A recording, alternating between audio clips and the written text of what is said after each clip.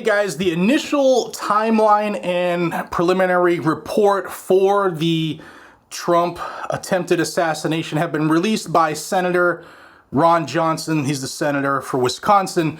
And there's some things in here that I think everybody should know, which is why I'm recording the video, because most people, they don't have time in their day to read this report. So I'm going to have it here in video form so you can at least play it in the background and hear it. This is brought to you by Brownells. Our friends at Brownells have been supporting this channel for years, and they have joined us to support the video side as well. Can't do it without great companies and friends like Brownells. They're here in America, over in Grinnell, Iowa, and you can save with code GNG10. All right, let's get into this report. Now, this is preliminary, so stuff is going to be coming out as this progresses. And don't forget, today, if you haven't seen it yet, I am covering live. The Director of the United States Secret Service, Kimberly Cheadle, will be grilled before Congress. She's testifying today at the House Committee on the Oversight. Should be good. Check it out if you haven't. Let's get into this report.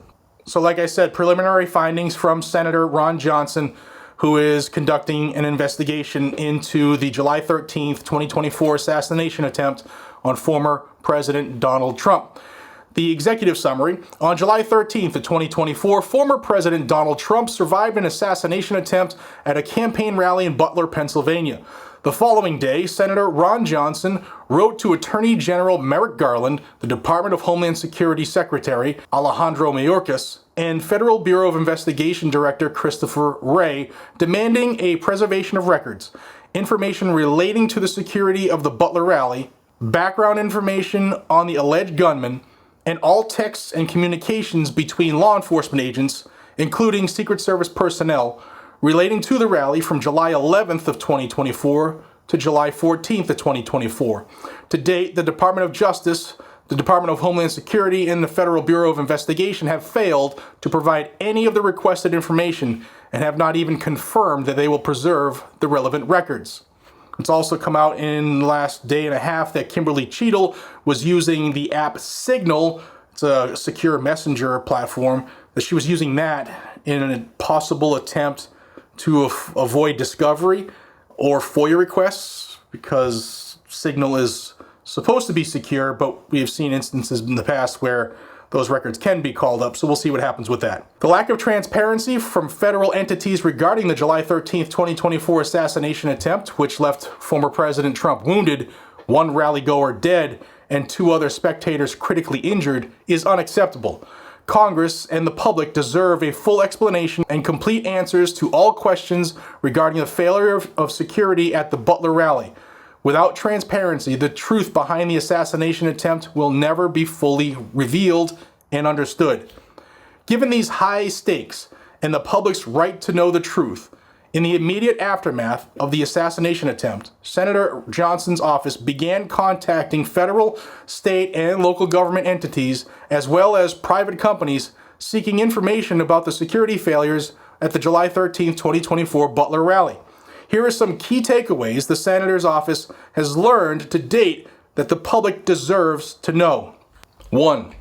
Secret Service did not attend a security briefing provided to local Special Weapons and Tactics, SWAT, and snipers teams the morning of July 13th, 2024. At 9:00 a.m. on July 13th, 2024, Butler County Emergency Services, Butler ESU, provided a security briefing for the local SWAT teams and snipers assigned to the rally. In addition to Butler County, local SWAT teams and snipers from Washington County and Beaver County were also tasked with security responsibilities. According to local law enforcement, Butler ESU was responsible for assigning locations for the sniper teams under its command. According to information obtained by Senator Johnson's office, there were less than 40 local SWAT operators and snipers assigned to the Butler rally. During the briefing, Butler ESU provided local law enforcement with images of the security perimeter at the rally, which did not include the American Glass Research, or the AGR building, where the shooter, Thomas Matthew Crooks, was located, the location of law enforcement agents, and a breakdown of security sectors on the farm show grounds. Secret Service did not attend the security briefing according to individuals with knowledge of the briefing. It is unclear why Secret Service did not participate in this security briefing and the extent to which Butler ESU coordinated with Secret Service in creating and implementing the security plan for the rally. Given the recent report that Crooks, quote, was able to fly a drone and get aerial footage of the Pennsylvania Fairgrounds shortly before the former president was set to speak there, end quote, it is important to note that Butler ESU's security briefing did address drones, according to information obtained by Senator Johnson's staff. It is unknown whether any action was taken regarding Crooks's drone and the exact time when Crooks's drone was discovered. 2.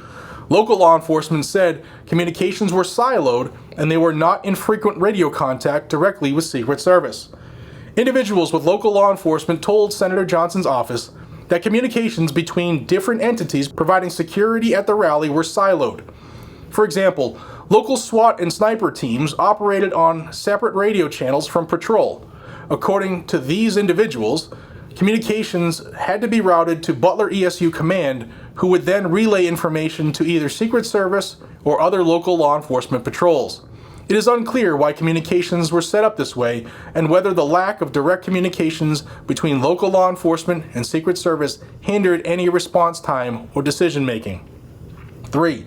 Local law enforcement notified Command about Crooks prior to the shooting and received confirmation that Secret Service was aware of the notification.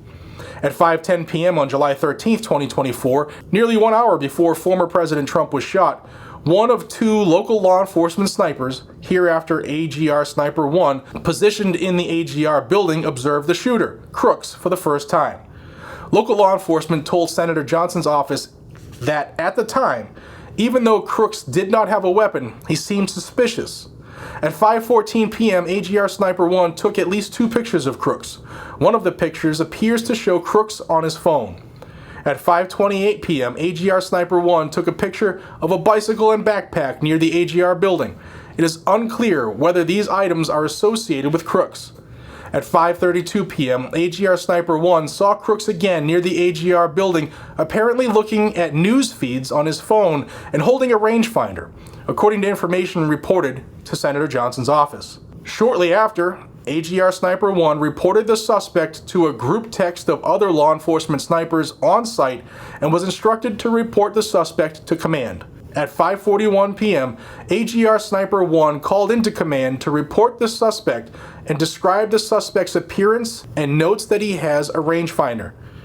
At 5:45 p.m., AGR Sniper 1 texted the Beaver ESU Group Command about the suspect and instructed them to relay the message to Command.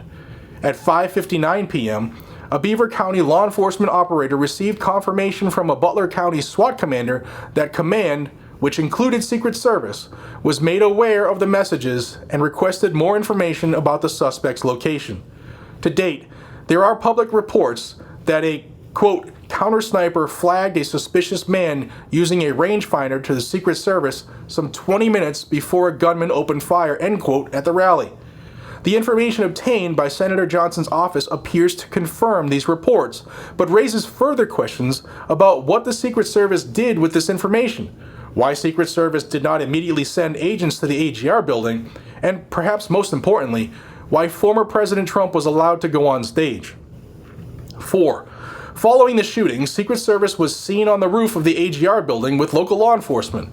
Photos of the sniper were sent to the Bureau of Alcohol, Tobacco, and Firearms for facial recognition. At approximately 6:23 on July 13, 2024, 12 minutes after former President Trump was shot, 2 Beaver County, Pennsylvania law enforcement agents accessed the roof of the American Glass Research Building and saw Crooks deceased. During a subsequent search of Crooks, local law enforcement discovered a suspected remote triggering device. At 6:32, 7:45, and 7:46 p.m., the Beaver County law enforcement agents took pictures of Crooks, a cell phone, and a remote-controlled device near the suspected shooter's body. Between 6:40 p.m. and 6:50 p.m., local law enforcement on the roof were joined by the Allegheny County Bomb Squad and one individual wearing a suit who local law enforcement assumed to be a Secret Service agent, according to information reported to Senator Johnson's office. According to individuals on the roof, a member of the Allegheny County Bomb Squad requested the photos be sent to a phone number with a 215 Philadelphia area code, which was stated to be for ATF. The ATF was apparently requesting the photos of crooks for facial recognition purposes. Senator Johnson's staff called the phone number and confirmed that it was in fact associated with ATF. However, in subsequent attempts to establish further talks with the individual with that number, Senator Johnson's staff received the following email from ATF's acting Deputy Chief of Legislative Affairs. I am reaching out because I understand that you reached out to our personnel in the Philadelphia Field Division with questions regarding the assassination attempt on former President Trump. We would like to ask that you coordinate any of these kinds of requests through our office so that we may in turn coordinate through Main Justice and our colleagues at FBI, which is the lead investigatory agency. It is unclear when Secret Service arrived on the roof following the shooting, how Secret Service and others accessed the roof of the building, why ATF would be the agency responsible for conducting facial recognition in an attempt to identify crooks, and whether ATF ultimately did conduct any facial recognition on the photos provided to their agent. 5. Secret Service was initially not going to send snipers to the rally, according to local law enforcement. Local law enforcement informed Senator Johnson's office that days before the rally, they learned from Butler County law enforcement that Secret Service was not going to send their own snipers to the rally and that local law enforcement would need to go sniper heavy in order to ensure proper coverage. Local law enforcement learned at least a day before the rally that Secret Service changed course and decided to send 2 sniper teams. If Secret Service had originally not intended to send snipers to the rally, it is unclear why and when Secret Service changed their plan. The findings and timeline released in this document are very preliminary and barely scratch the surface of what a full investigation must reveal. We are releasing this document to provide the public with complete transparency and to ensure that all entities examining the assassination attempt are equipped with this information. We are also hoping it prompts others, both in law enforcement and the general public, to come forward. The information presented in this document raises many questions that Congress and law enforcement entities must answer. Senator Johnson's office will continue to pursue the truth and in doing so, encourages anyone with relevant information on the July 13, 2024 assassination attempt or the alleged shooter to contact his office and email his whistleblower account, whistleblower_PSI Johnson at hsgac.senate.gov. In addition to connecting with his office, Senator Johnson also encourages individuals with relevant information to cooperate with federal, state, and local law enforcement. Anyone who attended the rally, including law enforcement, should carefully memorialize, document, back up, and save any and all potential relevant information, including, but not limited to, security records, video and audio from the rally, proof of attendance at the rally, and eyewitness testimony.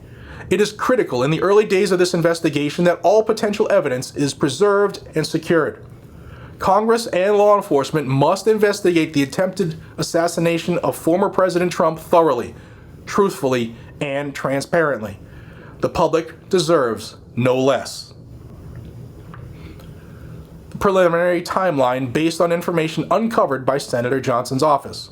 The following timeline includes information Senator Johnson's office has obtained during the week following the assassination attempt on former President Donald Trump on July 13, 2024. This preliminary information is being shared with the public to ensure transparency. July 5th, 2024, 8 days before Trump rally.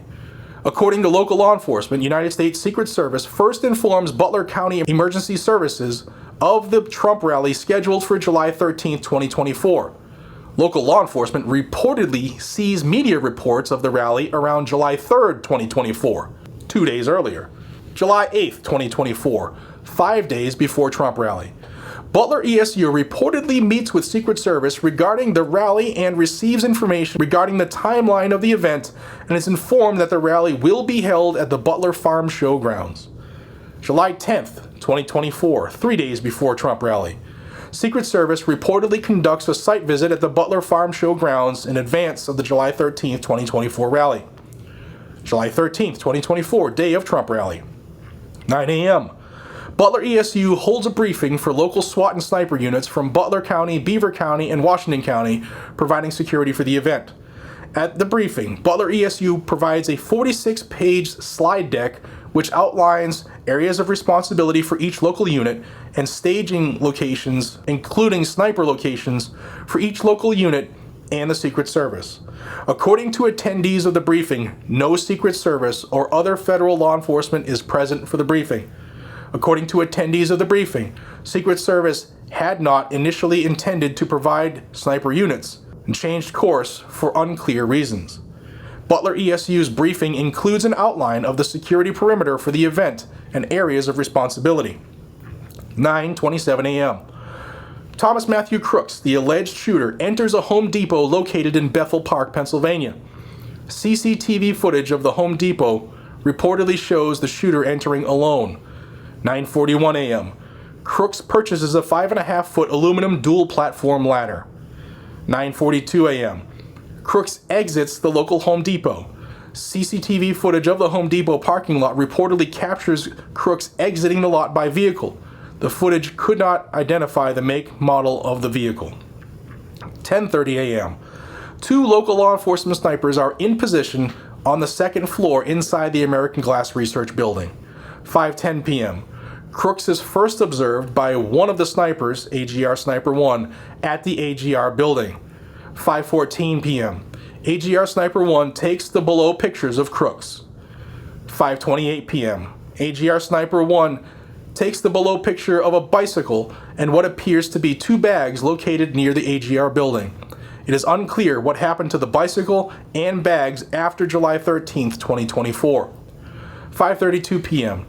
AGR Sniper 1 spots Crooks looking at his phone and using a rangefinder. 5:38 p.m.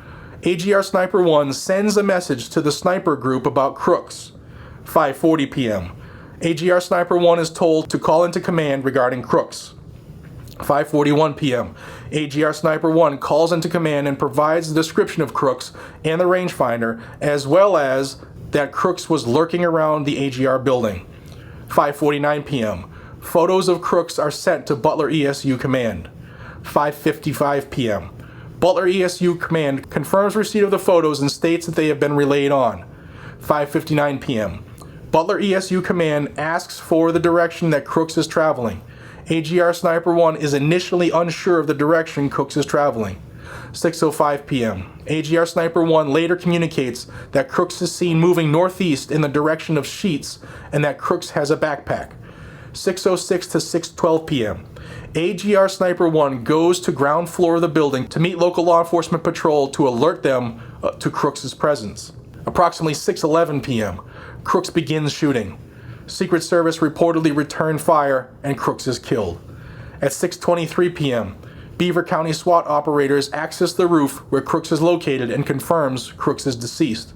According to those SWAT operators, there was local law enforcement from another county and at least one Secret Service agent wearing a suit also on the roof. 6:46 p.m. Crooks is patted down. Local law enforcement reportedly finds a transmitter device, Crooks' phone, and the rangefinder in Crooks' pockets. 7:45 to 7:46 p.m. At the request of Allegheny Bomb Squad, local law enforcement text pictures of Crooks and the items near his body to a phone number with a 215 area code from the Philadelphia area associated with an ATF agent. ATF reportedly is using pictures of Crooks to run facial recognition. Outstanding questions regarding the July 13, 2024 rally and assassination attempt. Questions from July 14, 2024 letter to Attorney General Merrick Garland, DHS Secretary Alejandro Mayorkas, and FBI Director Christopher Wray. Guys, there are 41 questions, and I will insert each page here for you and give you time to pause this video so that you can read these questions, because I believe everybody should know what Senator Johnson's office is trying to do on our behalf. Now, on the law enforcement response, when there is a command center set up, the ESU command, at least in my experience, in my 24 years working for some major units in major cities, when there's a major event, the communications center, the mobile command, that's what their job is they relay from the local, state, and federal. What they do is they relay messages for obvious reasons. SWAT and snipers don't want the constant chatter of the local guys and gals who are going back and forth asking questions. They want to be able to focus. So what we used to do is we would have one person on our team monitor that channel, and if something popped off that was important, he would relay it to us. And when we've worked with feds before for major events similar to this, what we would do is if we needed to contact Secret Service, we would notify Mobile Command, and Mobile Command would notify Secret Service and relay that information. That is it's what happens at every event I've ever been at, and it looks like it hasn't changed since I've retired a couple years ago. But that's normal. Now that was supposed to have changed after September 11th. If you remember, then President George Bush, part of his post 9/11 stuff was to rectify all these different agencies working on different radio channels and try to improve communication. And here we are in 2024 and it still hasn't happened. A lot of that is like the feds. They don't want the locals to hear what they're doing, and the locals don't want the feds to hear what they're doing, and that's the cause of it. It really is. So it appears as though that Secret Service didn't actually tell people in the initial perimeter, hey, you guys have this, and this. These are your sectors, which is rare because they've done that in the past. So we'll see what happens if and when they respond. And don't forget, today Kimberly Cheadle, the Director of Secret Service, will be testifying before the House Committee on the Oversight. It'll be live on my channel. If it's already happened by the time you're watching this, the replay will be on there as well. I suspect it will be worth watching. Till we see each other again, be safe, stay vigilant, carry a gun. If you love the Second Amendment, subscribe to Guns and Gadgets right down below. That little red button costs you $0.00, but it helps get the information through the algorithm, and for some reason they've been stopping a lot of this information from getting out. I appreciate y'all. Have a great one. Take care.